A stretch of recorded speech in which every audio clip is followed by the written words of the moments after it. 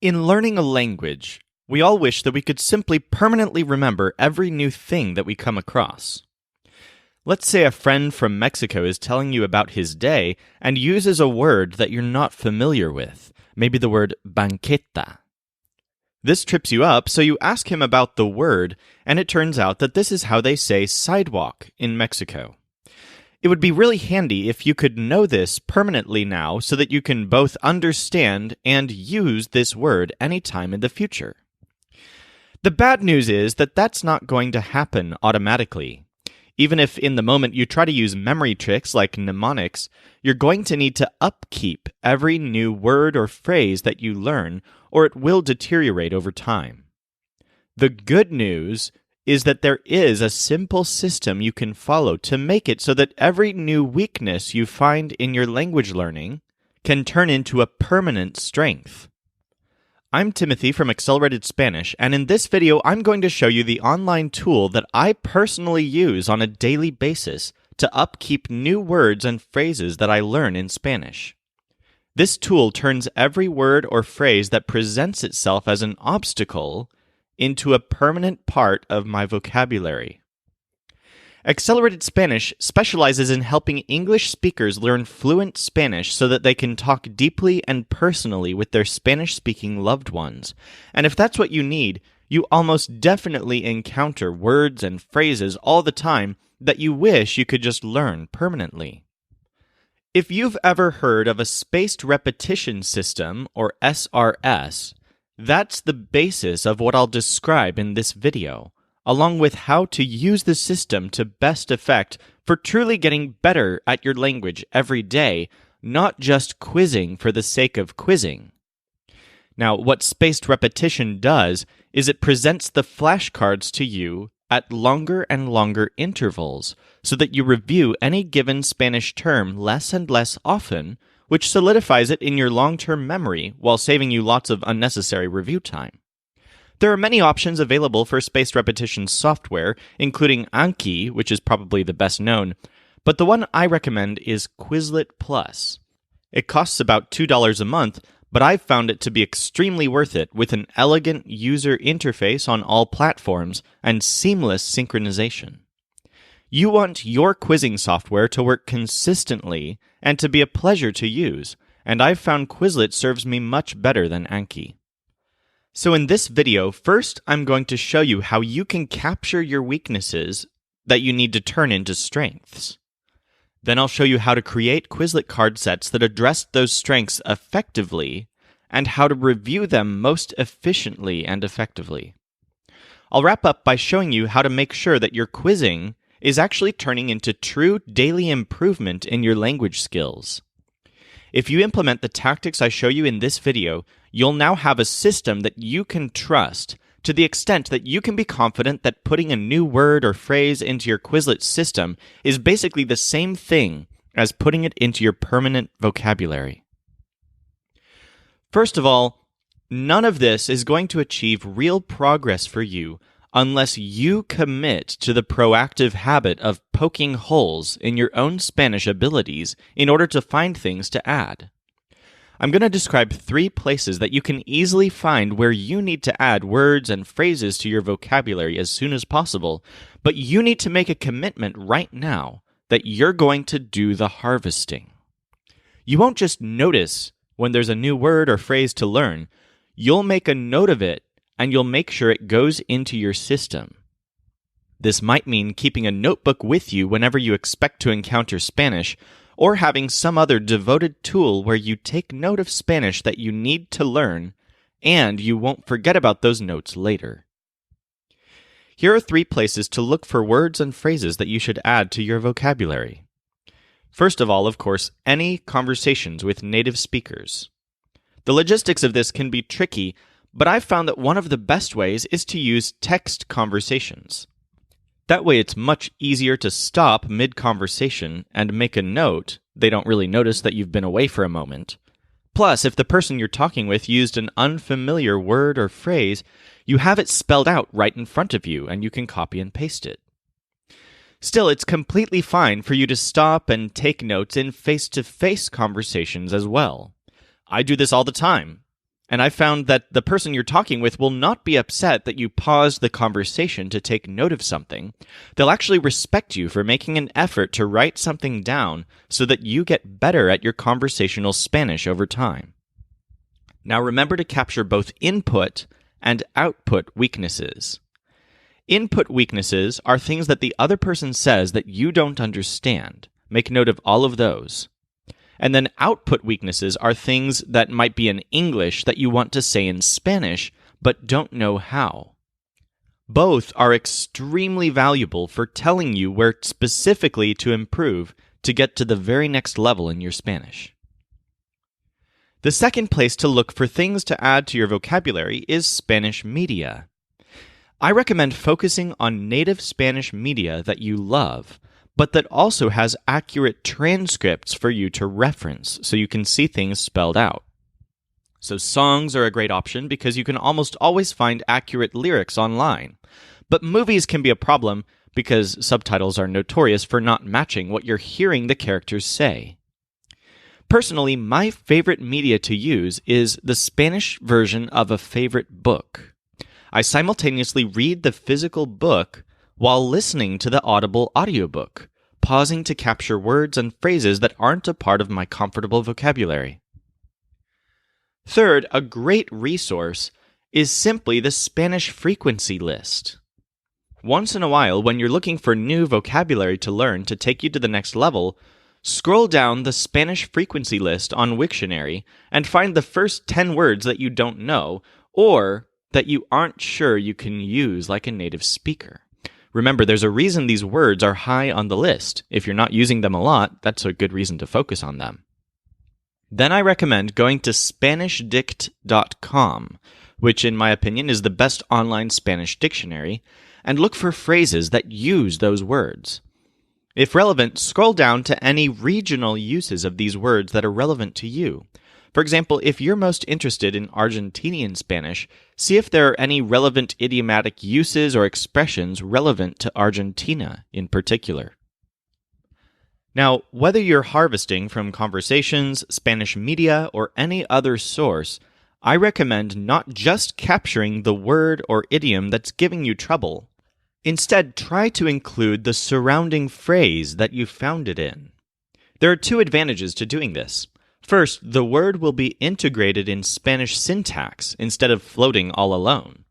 You'll know, and you'll keep reviewing, how native speakers use the word instead of just seeing it in isolation every time you review it.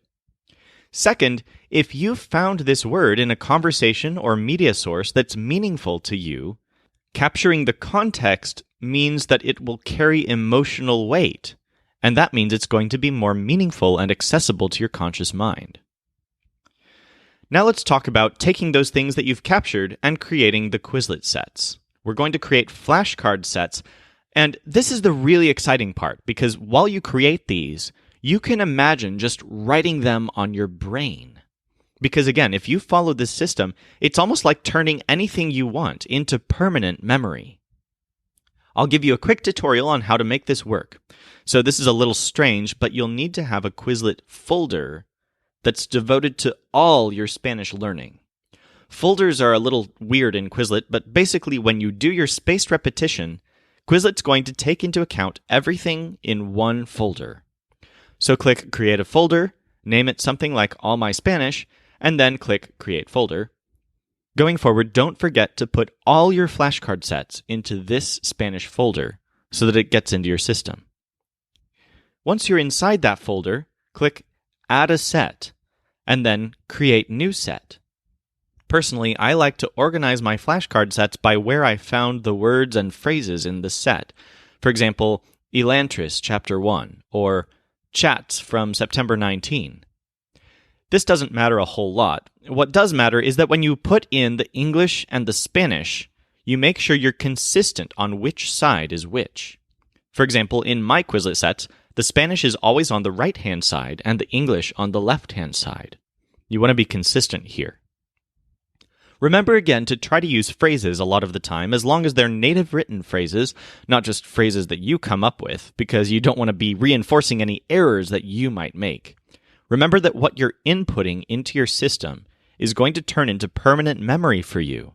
So picture yourself being able to use this phrase smoothly in a conversation anytime you want. That's going to be a reality for you.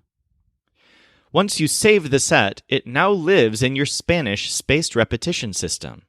I recommend adding a few terms every day if you can, either from conversations, Spanish media, the Spanish frequency list, or anything else that occurs to you to add to your permanent Spanish knowledge. Now let's get into the review, which is the lifeblood of this system. You'll go to your Spanish folder, and when you go into the folder to study it, always select long-term learning. That is the spaced repetition function that's only available in a Quizlet Plus account.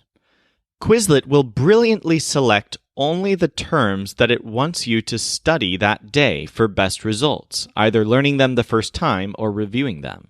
So it introduces newer terms more frequently and only occasionally makes you review the words and phrases that you've already reviewed successfully many times before. It's an extremely efficient and effective way to study. Now, there are a couple of essential rules that, if you follow them, will ensure your long-term Spanish knowledge grows consistently. The first rule is that you should review every day to make the system work.